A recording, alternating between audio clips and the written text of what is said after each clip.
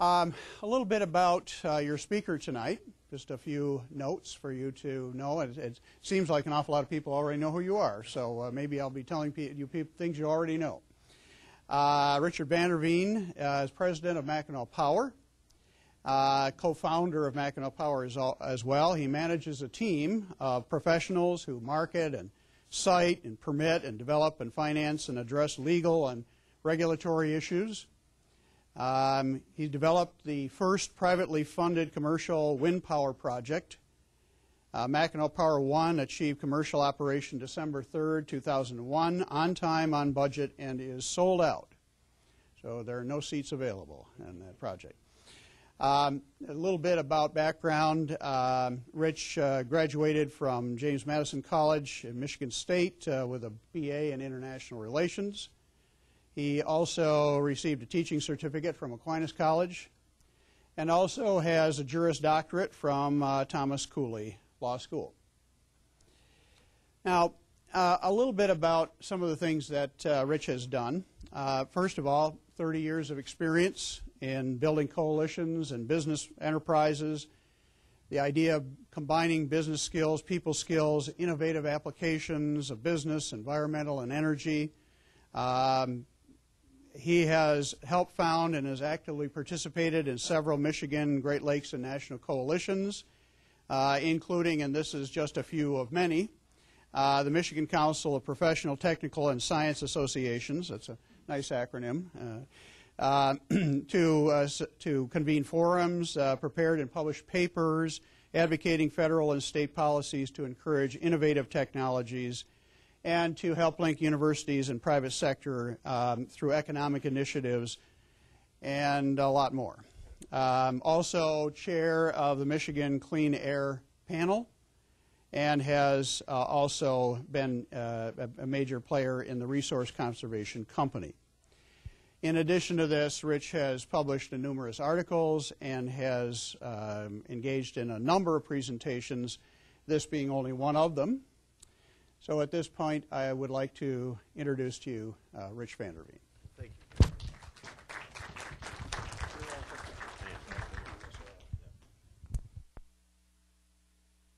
Is this working? All right. Well, again, thank you for coming. I really do want to make this an interactive evening. If you have questions at any point, stand up, put your hand up. Let's address those issues.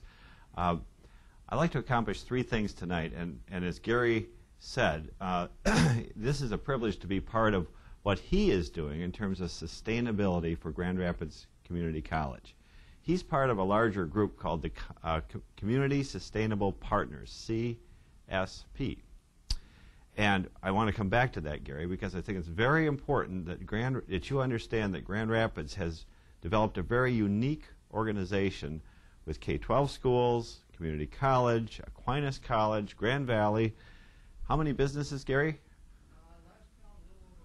About 100 businesses have signed up to and taken a pledge to create a sustainable business future for West Michigan. There's one other aspect before I let you go, Gary. What is the latest distinction involving the United Nations? Grand Rapids has been designated as a United Nations University regional center for sustainability expertise. And if you have a couple hours,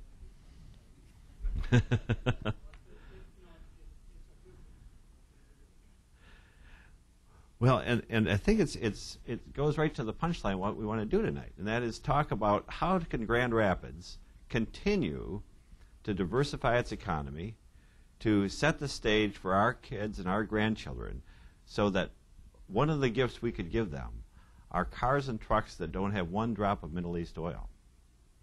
That we could create a future for our children where we become self-sufficient.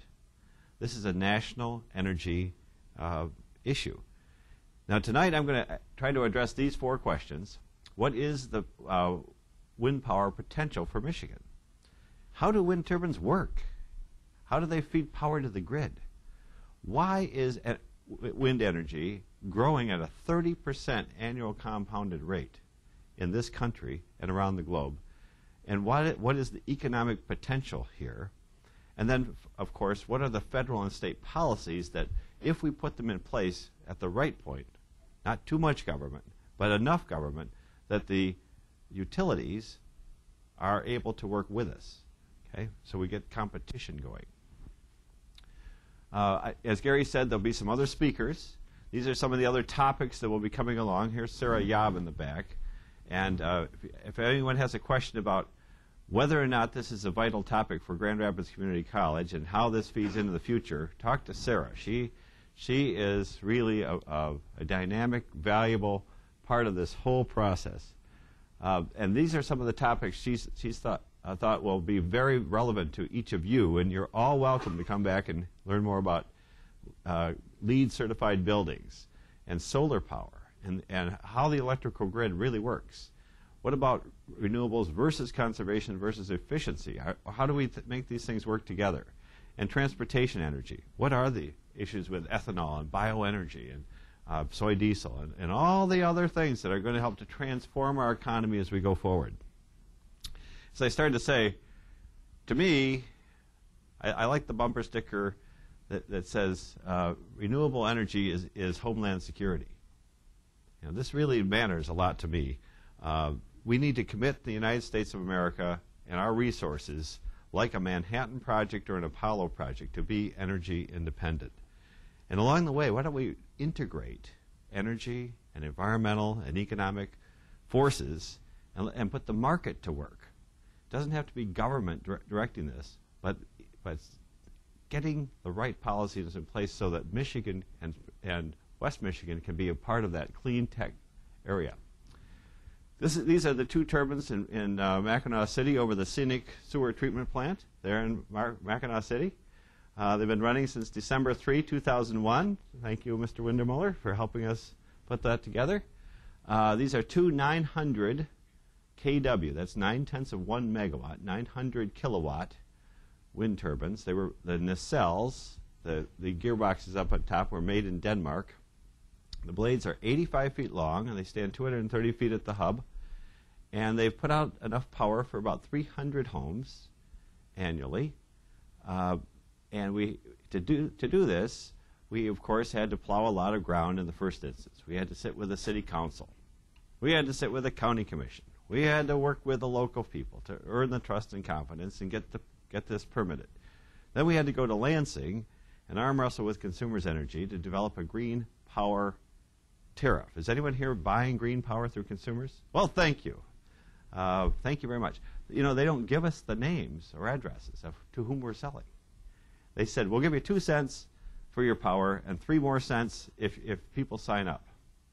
And, of course, good people like you signed up day one. Thank you. And only then do we get the other 3 cents. So it was on us. Take the risk, they said. We said, okay, we'll take it. And in the meantime, we've cranked out 11 million kilowatt hours and saved 25 million pounds of carbon dioxide, 100,000 pounds of sulfur dioxide, 37,000 pounds of nitrous oxide, avoided the mercury that comes out of a coal plant, and 72.6 pounds of high-level radioactive waste will never be produced as a result of these 2 little turbines running for the last 5 years and 3 months. Mackinaw Power. You know, the Algonquin word for turtle is Mackinaw. And some would say we're moving a little too slow here in this state. But we're steady. We're going to get there. I founded Mackinaw Power with Fred Keller. Does anybody here know Fred? Some of you do, sure. Fred owns and operates Cascade Engineering and sits on the board of Meyer and the Kellogg Foundation and has done a lot for West Michigan. And we really like to think about this in terms of the triple bottom line of financial, social, and ecological capital, measuring what we do and how we do it, to say, well, are we truly going to be an employer of choice? Are we going to help create something in the Great Lakes that's never happened before? How do we do that? Well, what we've done is create a team of people from drawing from around the country, really, people who have built wind farms, who have financed wind farms, who have built the turbines, and what we're trying to do is create a really strong value proposition for West Michigan and, frankly, the Great Lakes. what we had to do in Mackinaw, as I said, we had to plow a lot of ground the first time. And I can go back over any of these slides you'd like, but basically siting, selling the power, underscoring how to put it on the grid, doing the first interconnection study, and then getting it built. And then along the way, working in Lansing on the wind working group, getting our wind map together, citing guidelines, forming a coalition. And that's second bullet. I hope that all of you would give some thought about becoming active members of the Michigan Sustainable Energy Coalition. This is something that's so important, and we'll come back to the Michigan RPS, the Renewable Portfolio Standard, and why, if we pass that law, we suddenly would open the gates to create 2,500 megawatts of wind power by 2015, okay, in Michigan. That's more than $4 billion worth of new infrastructure. And again, 2 turbines in Mackinaw had that impact we talked about. Add 2,000 wind turbines. What would happen then? Well, right now, when you turn on the lights at your home, if you're connected to the grid in Michigan, 68% of that power comes from coal, 0.5% comes from hydro, 14% from nuclear power, natural gas is 13%, petroleum is 1.4%, and then there's about 2% that's renewable power today. The Michigan wind map at 50 meters doesn't look so great. We're looking for purple and yellow and orange and dark or magenta. But if we go up to 70 meters, you start to see, well, there are some places where wind might work. And then if you go to 100 meters, you begin to say, oh, if you go to 100 meters, that's 300 feet. That's the length of a football field, you know. Here's what the wind's doing. These are maps that we're compressing 20 years of wind data. The National Renewable Energy Lab has taken this and laid it over the geography of Michigan. And the black lines are the transmission lines. So it may be that there's tremendous wind here in the middle of Michigan, but if it's not within a few miles of a substation, it's going to cost $300, $400, $500, maybe $1 million a mile to string new transmission lines, if you can get the right-of-way. So this is the first thing first is where does the wind blow, and second is where's the grid. 2 fundamental pieces in terms of, well, where could I build a wind power project? So again, our vision is to take this 20,000 megawatts and add 10% renewables over the next 10 years. And if we did that, it would be, as I said, about 2,000 megawatts of new wind. And why would that be a good idea? Well, as some of you heard me say before, like a treasury bill, like a bond, balances your financial portfolio and improves the overall performance with a long-term steady interest rate. So too wind power, solar power, that have no fuel can lock in a long-term firm price and avoid the risk of rising volatile prices for coal or uranium or natural gas. Because if you have no fuel, you can say to the utility, I'll give you this power for 8 cents or 6 cents for 20 years, depending on the wind that you've already clocked. So you need a 2-year wind study before you can make that prediction. Yeah, please.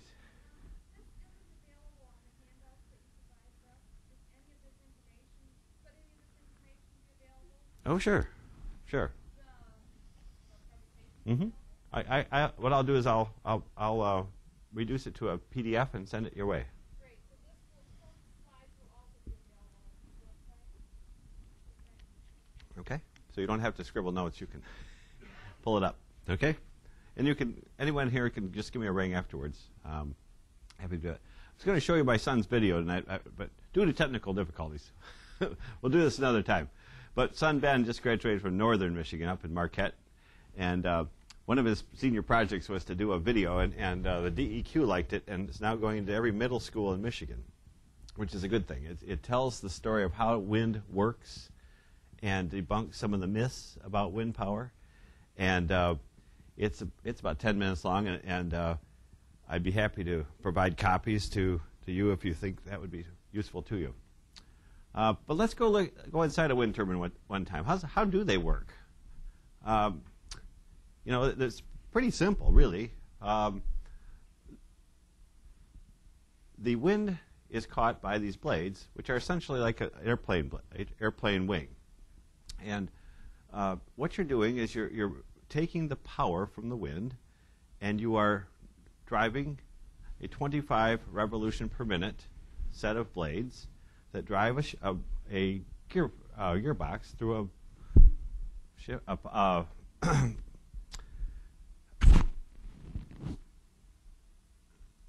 I guess it's the simplest way to put it is you go from 25 revolutions per minute to 1,800 revolutions per minute, and you step that up, and you drive the generator, which creates what's called three-phase power. You all know what three-phase power is, right? And that comes down through 3 lines, through the tower, to a transformer, over to the metering box, over to the substation, and onto the grid. It's really pretty simple. But to do that, you have to have very highly skilled people building the machines. The good news is that General Electric bought into this market about 4 years ago. Excuse me. They now have about 60% of the market in the United States, and their average turbine is now 1.5 megawatts, 1,500 kilowatts, and this is how fast wind power is growing. If we were sitting here 10 years ago, there would be less than 1,000 megawatts of wind established in the world. Today, there's about 70,000 megawatts of wind around the world. In 1999, when we were starting the Mackinaw City project, there was about 1,000 megawatts in the country. Today, there are just over 10,000 megawatts of wind in the country, and it's growing incrementally. And it's, as I said earlier, it's compounding growth. It's now become a mainstream option, and a lot of it's driven by the fact that the turbines themselves are changing in shape and size. Now, at the far end is what we call small wind, and you can still buy a whole range of small wind technologies. In fact, you'll be hearing more about that later this year. We are in the process of taking a hard look at licensing and actually manufacturing some small wind turbines here in West Michigan. You'll be hearing about, we hope, a successful trip from Mayor Hartwell, who's going off to Spain next week to recruit one of the largest wind turbine manufacturers in the world. And if he does that, there'll be jobs aplenty for people here in West Michigan to build new state-of-the-art wind turbines. And all of the supply chain that goes with building the electronics, building the gearboxes, building the blades, building the towers, transformers, a whole range of things. But if you go to the right-hand side here, 1980. Is anyone here not born by 1980? Looks so. Okay. Sometimes I give this talk, and it's pretty bad. My wife says, you don't look 55, but you used to. Okay. So 1980, let's see. Daughter Betsy was born. Okay. The average turbine was 50 kilowatts. 50 kilowatts. And it was... producing electricity cost about 40 cents per kilowatt hour. By 1990, the average turbine was 300 kilowatts, and we found ourselves being able to make power for 12 cents.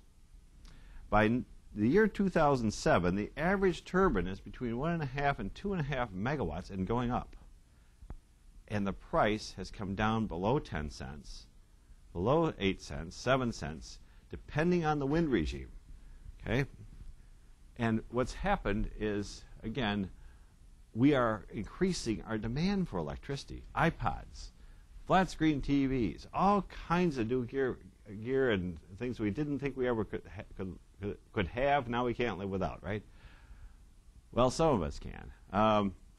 But we are increasing our demand for electricity in this country by about 2% per year. And in Michigan, it's 1.9%, even in a not-so-hot economy. That means we need to have more installed megawatts. As we look at the wind capacity, in 2006 we put in 2,454 megawatts, or $4 billion worth of new wind. Now it says here we're at 11,603 megawatts, and we're about to add another 2,000 to 3,000 megawatts in the United States this year. How many will get built in Michigan? 0. How many were built since we put up the 2 turbines in Mackinaw? 0. What's wrong with this picture? We're the 14th windiest state in the country. We have great transmission. We have farmers who have leased land. We have companies that have done wind studies. We have a company I know pretty well that has the only interconnection signed for 90 wind turbines. What's wrong with this picture? Why can't we be like the rest of the country, getting a generous return on investment? Okay?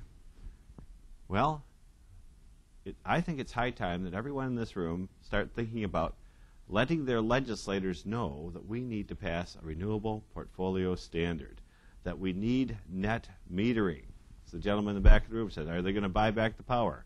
If we have a good net metering program where the utilities pay you what you pay them, and your meter literally runs backwards, okay, that would be huge and very valuable, but we don't have that law in Michigan. With declining wind costs, fuel price uncertainty, economic development, green power, energy security, these are the things that says we need to put this together.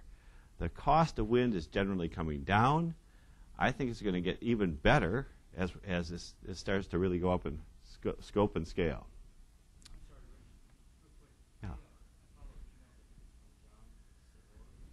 Yeah. John Sarver.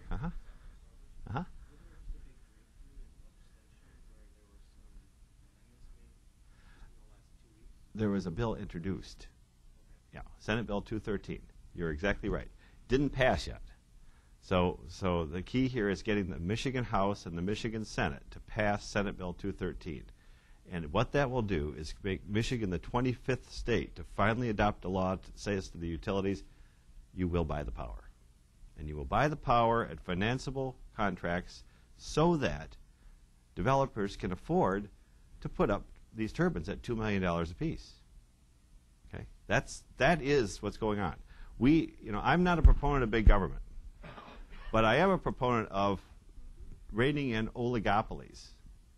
I mean, the utilities were not given a monopoly by God. They weren't even given a monopoly by the people of this state. The people of this state wrote a constitution that said to the legislature, you shall regulate the utilities. You shall protect the environment. Well, one could argue that that's not being done enough, and we need to get on with it.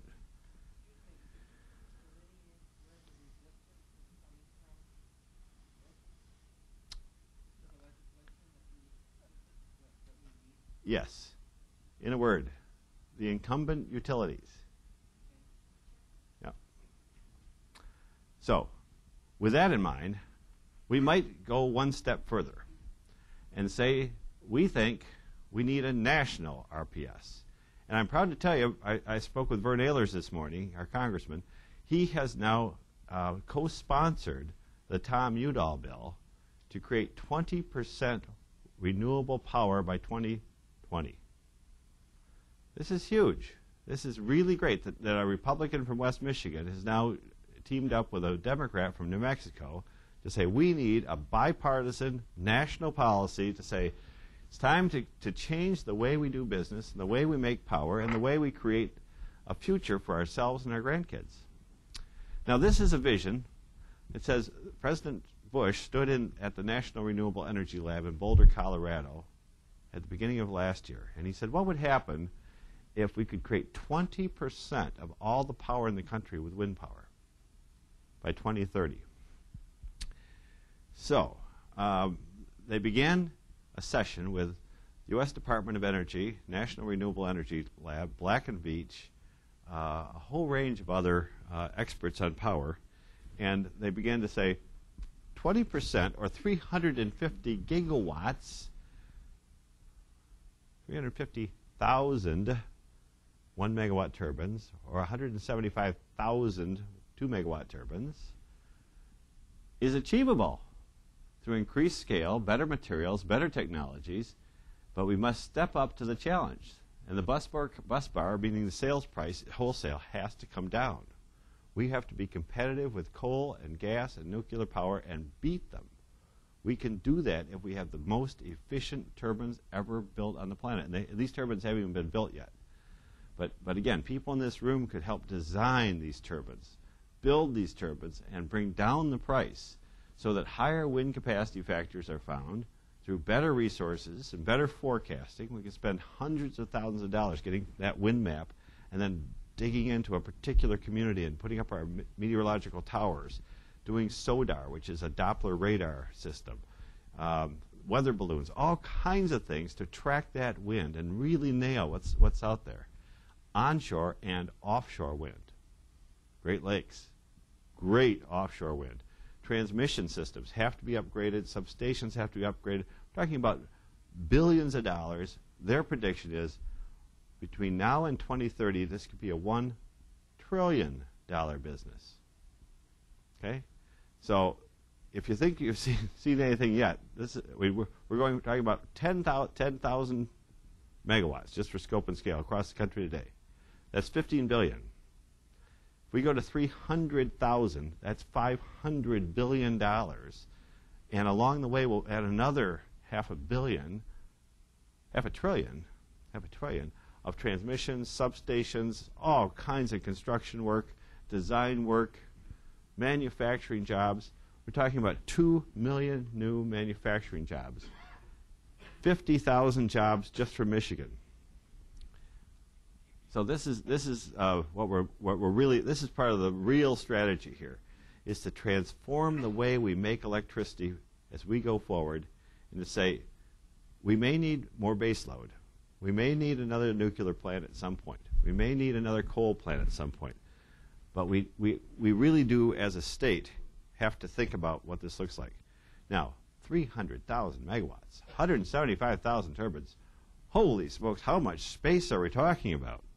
Well, we're talking about a space that is 186 miles in diameter, or 26 miles exactly in diameter. Okay? Now spread out, obviously. But that's the size and shape of what we're talking about. And 20% wind power.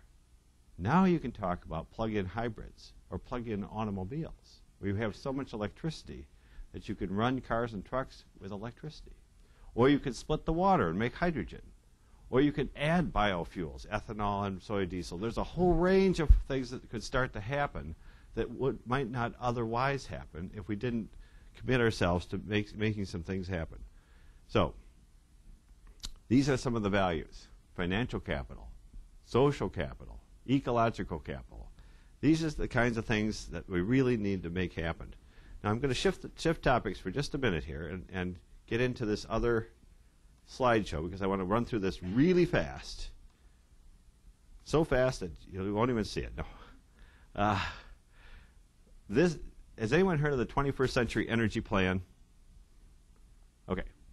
In January of last year, April, Granholm said, we need an energy plan for Michigan. Finally. I would say 4 years late, but here we are. And the 21st Century Energy Plan came out a year later. And it says, we need to have a plan. Great. Well, what kind of plan? Well, we need to, for short and long term, we need to look ahead 20 years. Here's 2025 over here, and here we are way back at 07 right here. And on average, they're saying, hey, on peak, we're using 26,000 megawatts of wind. And right now, we get there. See that blue line? But gosh, if you look ahead a little bit, about 2015, looks like we're going to start to get right on the nub, and by 2017, we're actually not going to have enough power at all, and that reserve margin is not going to give us enough power. So we need to start to think about putting more megawatts together for Michigan. And so in a nutshell, this plan said, well, what if we just did it like we always do? Let's just think about fuel cost volatility and the Clean Air Act and transmission and demand and so forth. And let's just focus on what we've always done, traditional generation, okay? But we might think about emissions too. And we might think about energy efficiency. We might think about renewable energy, and we might even combine energy efficiency and renewable energy. Or we could go ahead and say, okay, we're going to do this with just natural gas. So here's the first model they ran. And the first few years, we would build just gas turbines, more gas turbines. Now, since 1985, 96% of all the plants built in the U.S. have been natural gas, because we were always buying gas up to then at about $3 per for 1,000 cubic feet. In Michigan, we built 2,000 megawatts of these peakers. Has anyone seen the Marant plant down by Herman Miller? It's a 900 megawatt plant. It was designed to run 75 days a year. 75 hours per year. Okay? $300 million plant, 75 hours. It went bankrupt because the people who built it couldn't run it for 75 hours a year because the price of gas went through the roof. It wasn't $3, it was like $10. Now it's down to around $8. Okay? Well, anyway, so one scenario says, okay, it's all going to go back to where it was, and we'll just build gas peakers. And then we'll start to build coal plants. Coal plants and green. Let's build a bunch of coal plants. And each one of these bars is about 500 megawatts of coal. And that's how we'll get there. So I'll take a vote. How many people think this is the way to go? Oh, come on. Nobody. All right. So then they said, all right, just kidding. We're not really going to go that way. We're going to put in energy efficiency.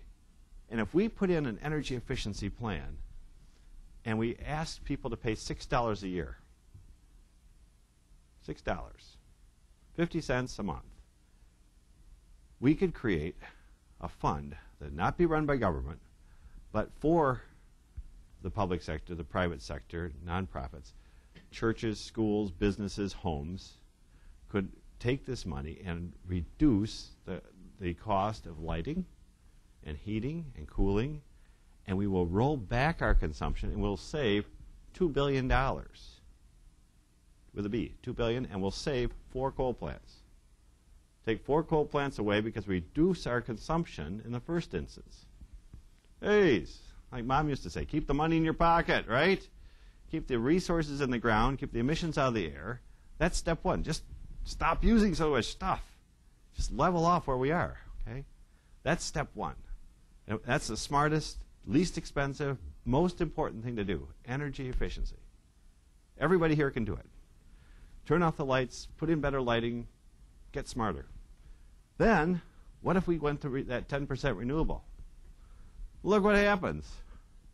Now we delay coal plants to 2012 or 2016 because we're going to save $4 billion with energy efficiency and renewables, and as a state, we're going to get all those other benefits, and we still can build a coal plant later. Okay? So that's what the state's saying. And so the reliability concerns are key, but on average, energy efficiency plus renewables defer the need for additional natural gas and even coal plants. Now, how do we get there? We've got a problem. We've got a hybrid electric market that's kind of deregulated and kind of not deregulated. The utilities have sold off their transmission lines to separate companies, so they've partly divested. We don't have rate-based rate making anymore like we used to, so they would just put up the coal plants and we'd pay for it. So watch what happens in the next 6 months. You're going to see a huge drive by the utilities to undo competition and customer choice and roll that away and get paid guaranteed payments to put up some coal plants. Okay?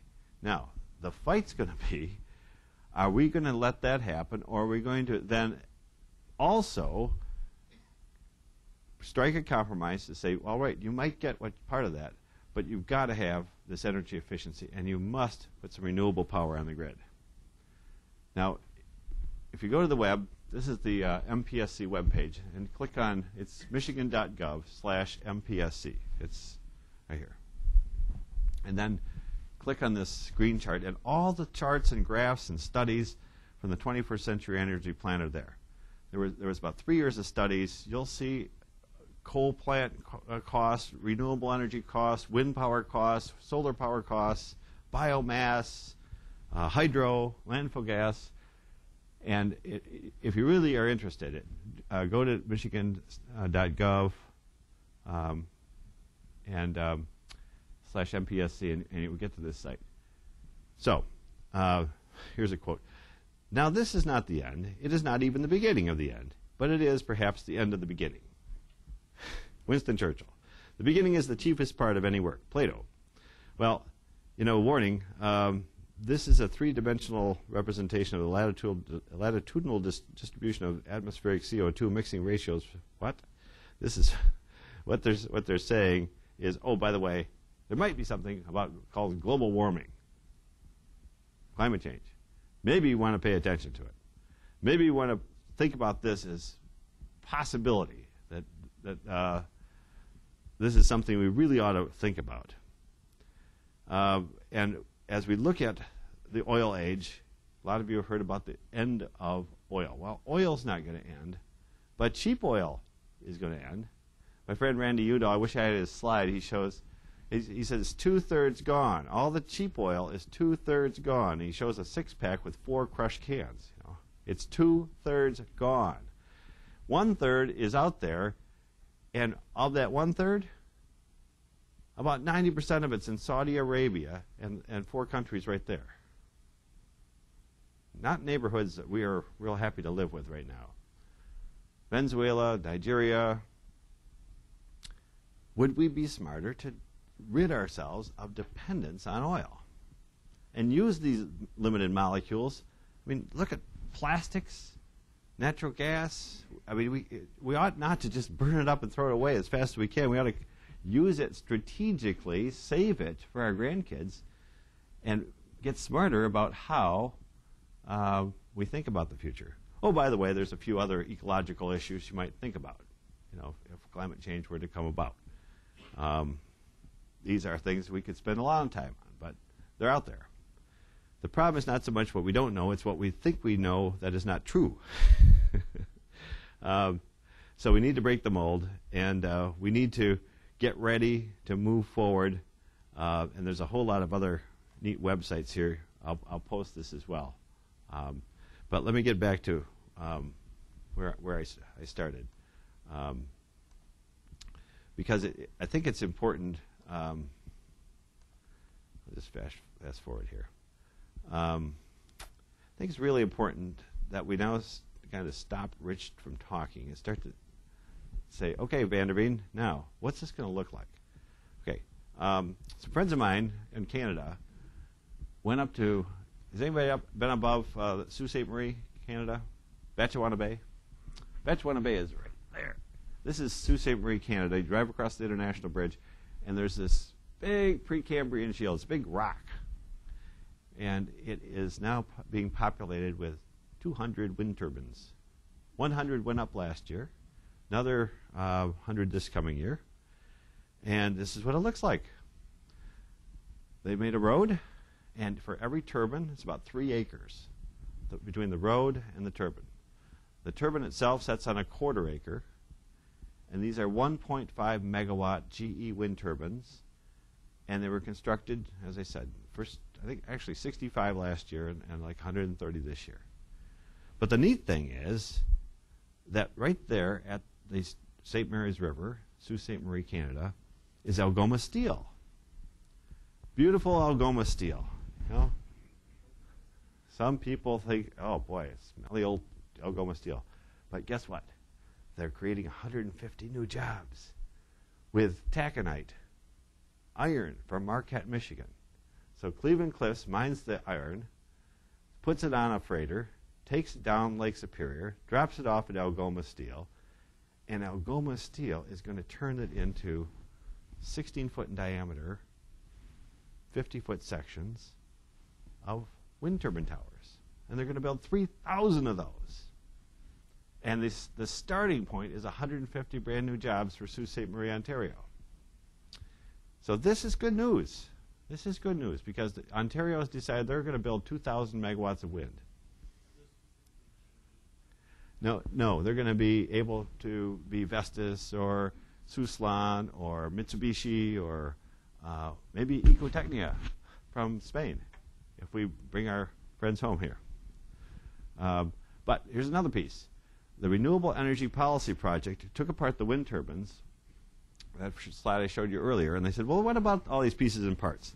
Let's take a look at the investment base we have right now, and gosh, we can create 6 to 10 permanent O&M jobs for every 100 megawatt wind farms we put up, 40 to 140 construction jobs, local benefits, local labor base, multiplier effect, local economy, local goods and services, direct jobs, indirect jobs, induced jobs. This is really pretty neat. You can begin to build big pieces and parts right here in West Michigan. For every 1,000 megawatts we put up in the next several years, we're going to create 3,000 new manufacturing jobs. These are $50,000, $60,000, $70,000 per year jobs. 3,000 of those times 50,000, $150 million worth of new payroll. Good stuff. Good stuff. Building new blades, new turbines, new gearboxes, becoming better and better and better, and getting smarter and smarter and smarter. Guess what happened here? Gamesa from Spain said to Governor Rendell in Pennsylvania, we'll come to Pennsylvania, we'll put up wind turbines, we'll manufacture them there. But you have to do something first. You have to, I'm going to go over this for a minute, you have to pass something called a Renewable Portfolio Standard. Now we get to the policy real quick. I don't want to belabor this, but again, not for big government. But a mandate is important when it comes to a monopoly, a utility. They won't budge unless they're told to do so. But if the people of Michigan can get 56 votes out of 110 in the Michigan House and 20 votes out of the state Senate with 38 members and the governor's signature, we will transform Michigan with a renewable portfolio standard. So please, if you make one phone call to a legislator, do it in the next week or two, because these bills are coming up. And why not join the other 24 states that have this law? Just to give you a perspective politically. If, in 2008 we're going to elect a new president, Republican or Democrat, he or she that takes all 24 states, that wins them, that have an RPS, would walk away with the Electoral College. 80% of the population have an RPS right now. We don't. Which state has the highest unemployment rate in the country and needs an RPS? Which state should be able to buy back power at the same rate that you sell it, that you pay for it, but doesn't have it? Michigan. Which state really needs to create new manufacturing jobs? Which state really should get it and lead the way? Well, I'm glad to tell you that this 21st Century Energy Plan, which I told you a bit about, has been endorsed by the urban core mayors. Again, 80% of Michigan's mayors have now endorsed this, but they said we should go farther. We should have 15% by 2015. And George Hartwell and Mayor Kwame Kilpatrick have both endorsed this, together with the mayors of all those other cities, from Saginaw to Kalamazoo to you name it, and said we ought to have at least 15%. Well, this bill was introduced a couple weeks ago, and I got to tell you, it's good news, because Patty Burkholz, a Republican from Allegan County, and the two Republicans from Kent County, Hardeman and Janssens, have endorsed and co-sponsored the bill. This is good news. The Republicans control the Michigan Senate, the Democrats in the House. The Republicans have just introduced a bill to make this happen. I think it should be nonpartisan. I think it should be all 38 senators and all 110 reps and the governor. Let's just make this a for Michigan bill. It doesn't have to be Republican or Democrat. But let's get her done, huh? And so when we get it done, this is what's going to happen. This is the fun part. Okay, first you pass an RPS. It's like that old Steve Martin joke. How do you make $1 million and not pay taxes? First you make $1 million. First you pass the RPS. Okay, then look at the schedule. Hey, man, we're going to put up 2,100 megawatts by 2010. At $2 million a piece. Let's get going here. What do you say? So this is what we've been waiting for. And it's something that it's long overdue. Because we do this, you know, we could be sitting in this room in 8 years, and it could be 3,842 megawatts of wind, 300 homes per megawatt. Okay? So 300 times 3,800, how many is that, Sarah? like 90,000 homes. Okay? That's a good start. And, you know, this is the kind of roll-up we'd have to make happen. These are the megawatt hours that would be produced if you said 1,400 megawatts. Okay? So this is a lot of megawatts. Again, net metering, we need to have that law passed. The 28 states have a really good law, and we have some language on paper. It doesn't work. But again, in all this, it's really, really important that we get back to basics and just think about this bill and what the mayors have said and how you can be part of the future. I really, really believe that if we organize ourselves well, and by the way, there's something called the Michigan Clean Energy or Sustainable Energy Coalition. And as I said, you should all be part of that. And we should get this bill passed. And if we do, then we can open the door to manufacturing. We can open the door to new jobs for Windemuller. We can do a whole lot of other things that haven't been done yet, for not only for us, but for our grandkids. So thank you very much. I want to take any questions you have, and thanks for coming.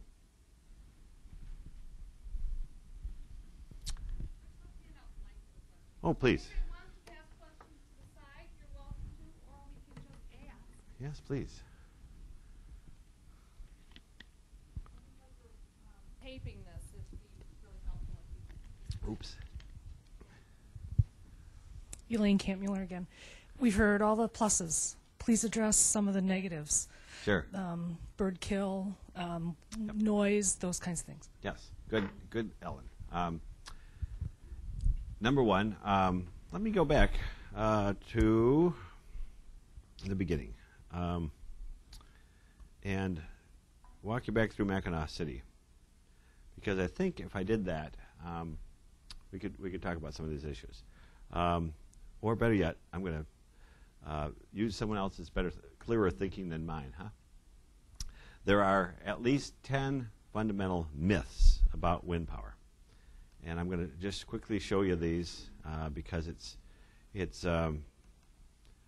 not because I don't want to answer your question, but I want to not avoid the question by going to a group called the National Renewable Energy Lab and giving you some insights as to how these things work. Okay. Wind power is more expensive than conventional energy. That's one of the assertions. Costs too much. It's subsidized. Okay. Wind power, when it went up in Colorado, was controversial. The people in Colorado could not get wind power passed, an RPS passed.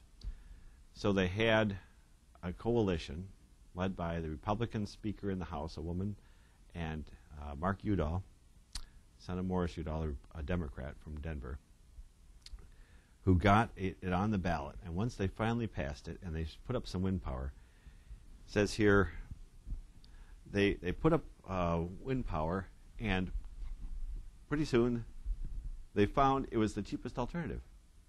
The Commission said that unlike other generation sources, the Lamar project avoided the risk of future increased fuel prices.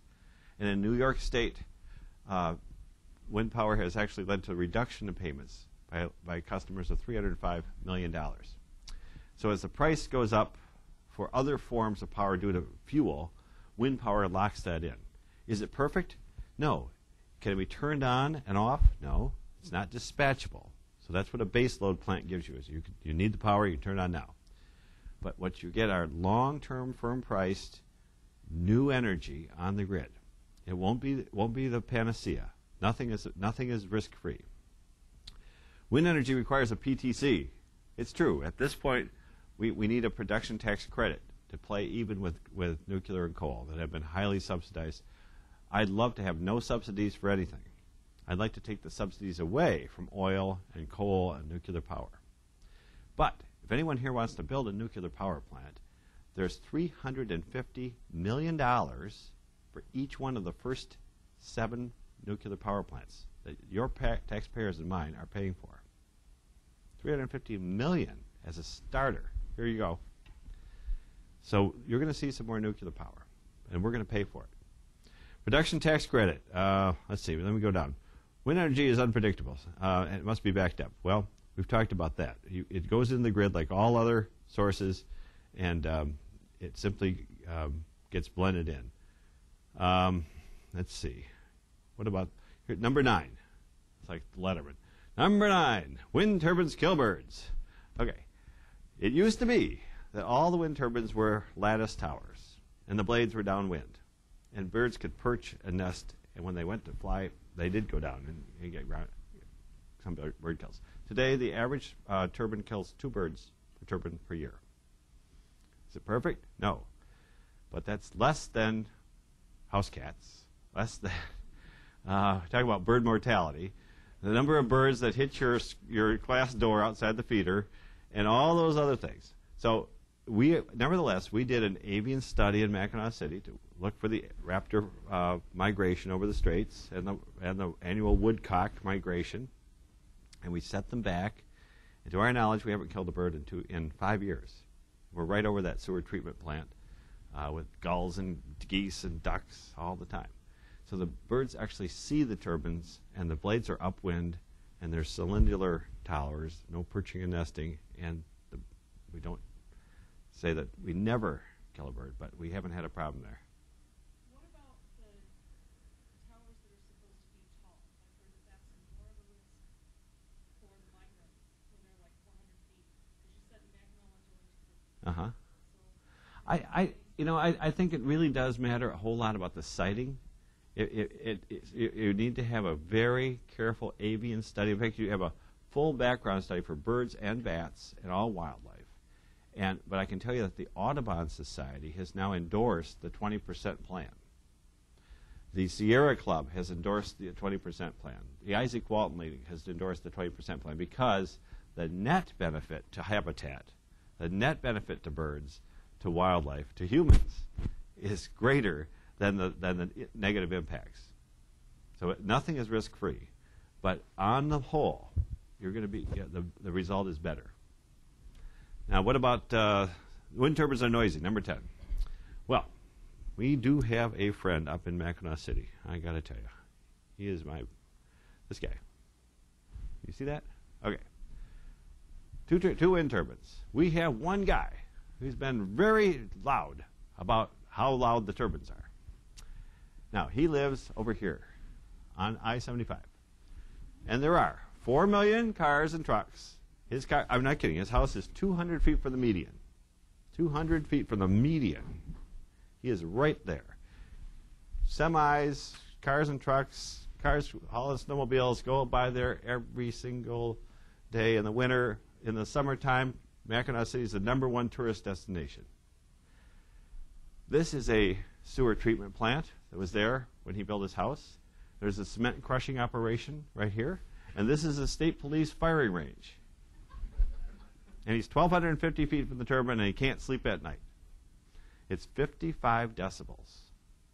55 decibels is background in an office. It's about like your refrigerator.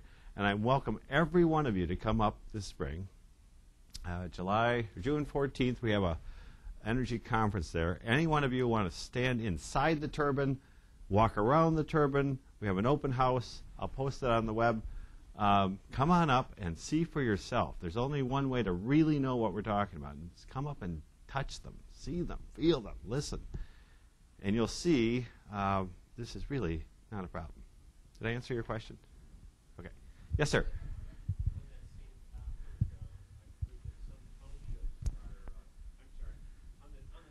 Yes. I've heard that some townships are putting in zoning ordinances against the noise goal. Mm-hmm.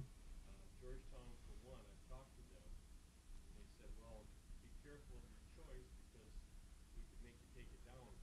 And this is after they don't have that ordinance now, but if they create that ordinance or the zoning ordinance, they can make you take it down. Yeah. Is there any way of fighting that? Or? Oh, I would think so. Yeah, I think it's critical to.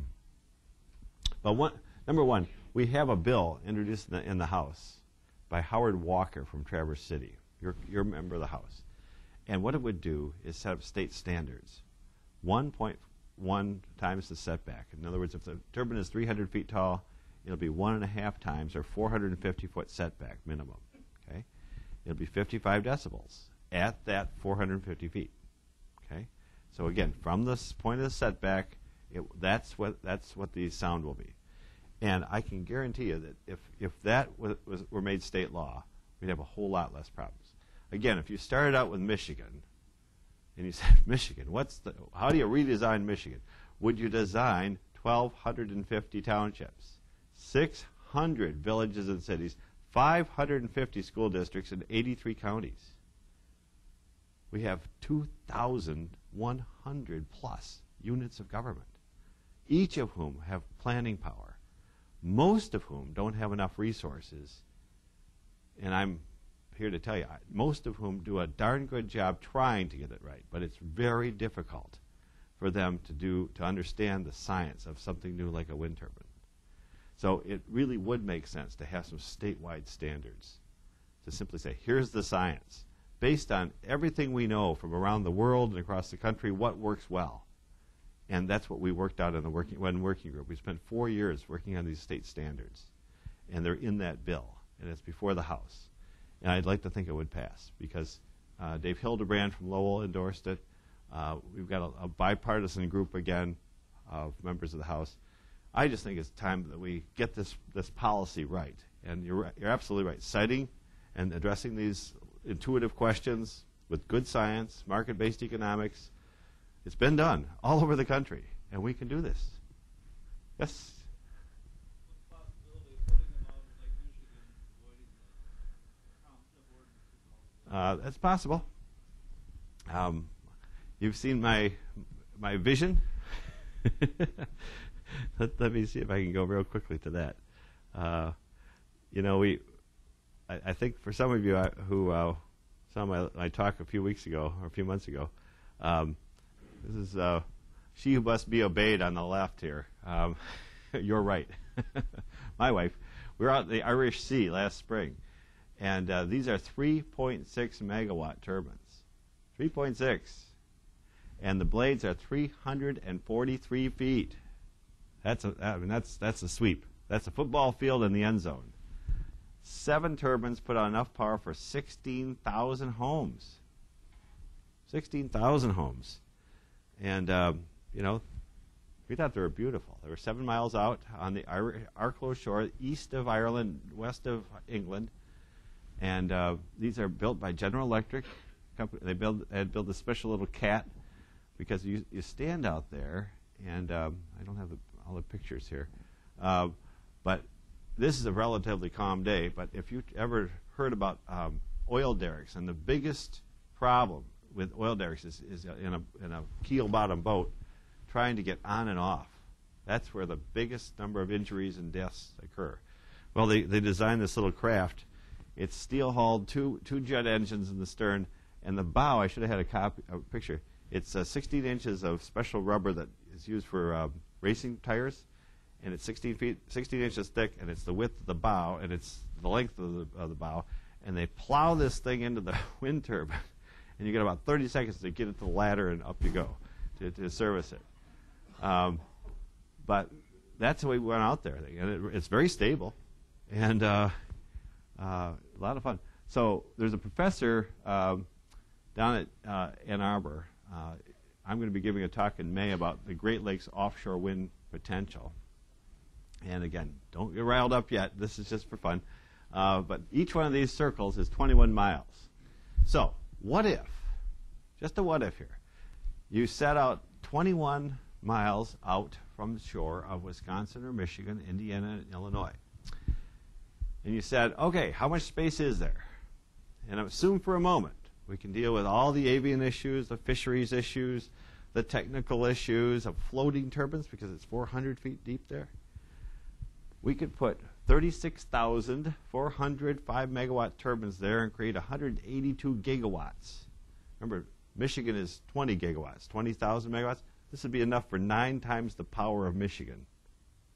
This would be enough for every state in the Great Lakes. Now do you want to plug in your hybrid?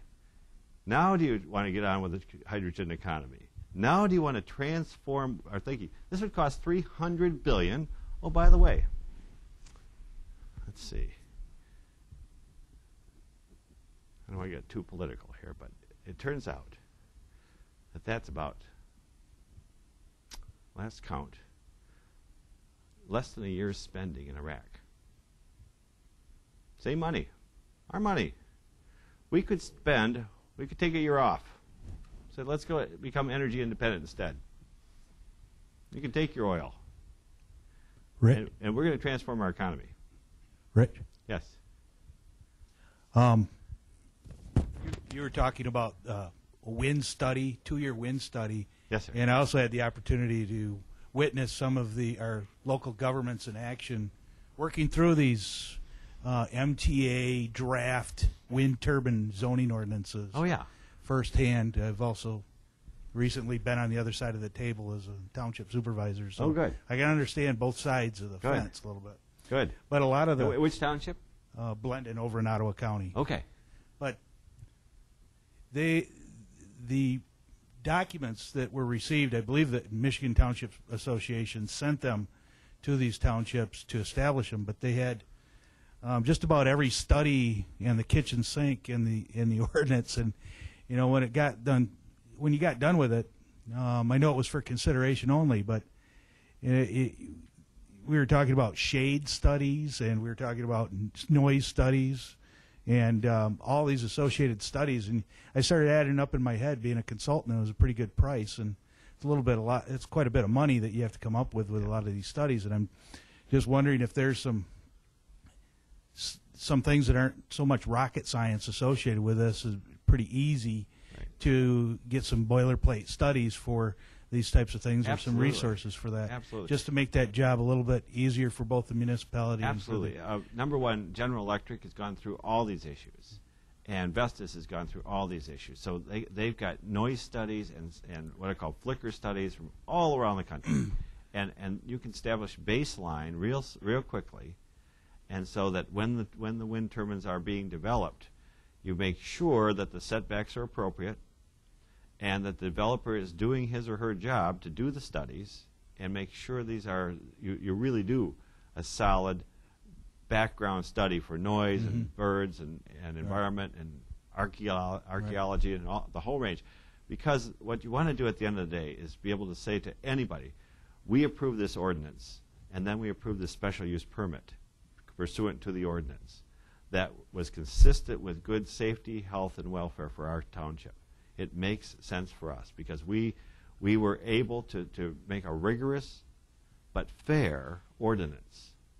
And in the process, you're right, a good developer is going to spend some money. Now, the other thing is you're talking about decibel levels, and currently in the township that I have a campground in, the decibel level is 50 decibels after 11 o'clock, which would make 55 in violation. Yeah.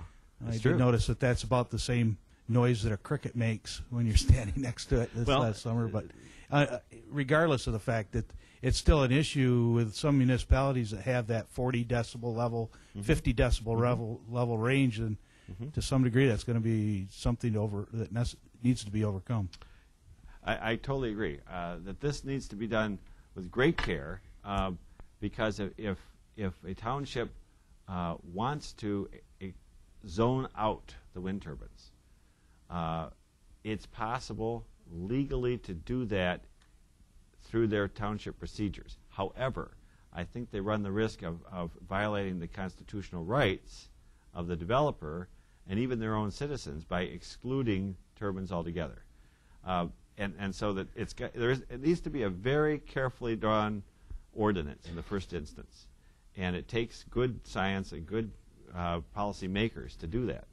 And when I was talking about the 2,000 plus units of government, I really mean we need to have state studies and state resources so that here we are with 1,200 townships, and we really do need to make it not impossible for a township to do a good job. And what would be even better, I think, is if the townships regionally would plan this, because typically the wind farm in Oceana that we're putting together is spread out over 4 townships. And 2 said, come on down, we've got an ordinance right here. And we wrote it with just 5. Third one, we're working on it, and a fourth one has said, nope, you can't put a wind turbine within 1,500 feet of a property line or a road. Yeah. Yeah. Yeah, and that's a Weir Township, and it is exclusionary zoning. So I, as a developer, can't put a single turbine on that land. Well, sure, and I could probably pull up the map here. Well, another time I'll do that. But let me say, we have leased almost all the land in 8 sections. 8 640-acre pieces, okay, approaching 5,000 acres. Most of the landowners there, of the 8 sections, there's something like 35 homes, and we have leases with about 25, okay, and they are the major landowners, and the opposition was coming not from within the 8 sections, but from people who live outside the 8 sections, and people who live outside the county. And it turned out one of the reasons that there was opposition is that there is a certain real estate company in the area that wants to break up the Centennial Farms, because you can see Lake Michigan. These are view properties. And if we put those turbines on that land, it's going to be the farm for the next 30 years. And then the grandchildren of those people who are literally in their 70s and 80s and the great-grandchildren of the founders of the farm who want to keep the farm intact for their kids, then their grandchildren can decide to keep the turbine up or take it down. We have a decommissioning part of our lease. We set out a certain amount of money. It's about $30,000 per turbine to take them down. But they won't be down for 30 years, okay? And the farm will be exactly the same 30 years from now. And the real estate, some of the realtors, don't like that. They want to break up the family farms. We are taking their livelihood, but what's at stake is keeping intact 8,000 acres of prime, unique, and valuable farmland in Oceana County. And I would contend that 8,000 acres will be worth more as a block in 30 years. It's huge. It's all asparagus, cherries, and apples. And you can't just move that anywhere. This is a special piece of ground. So again, we could take that ordinance to court immediately and we'd win. But the better view is to put the turbines up elsewhere. Yes. What are the applications individual home use for wind energy? There are many. Second question, Yep. what are the investment opportunities? Okay. There are many opportunities for small wind, and I would advise you to go to the American Wind Energy Association, awea.org. Look up small wind, and they'll give you all of the manufacturers and the prices and that kind of thing. Investment. There's investment opportunities abounding for investing in wind turbine manufacturers, wind turbine component makers. There are companies bigger than mine that are developing wind farms around the country. In particular, Vestas and GE and Mitsubishi, Siemens. These are major wind turbine manufacturers that are growing on compounded rates of growth. Yep. Did you say one more? Yes, sir. Sure.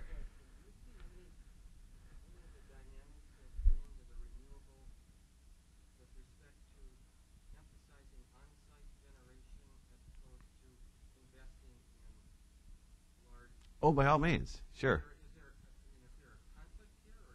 Oh, no. They're complementary. Oh, absolutely complementary. I mean, you could put up a wind turbine for 10 homes, for instance, and make that part of your development up in Suttons Bay. Sure. But you've got to look out for that township just south of you who actually passed an ordinance making it illegal to sell power from a wind turbine, which is, of course, totally unconstitutional, but a small little issue. But thanks for coming. Well, I want to thank every one of you, and thank you, Sarah, for this opportunity.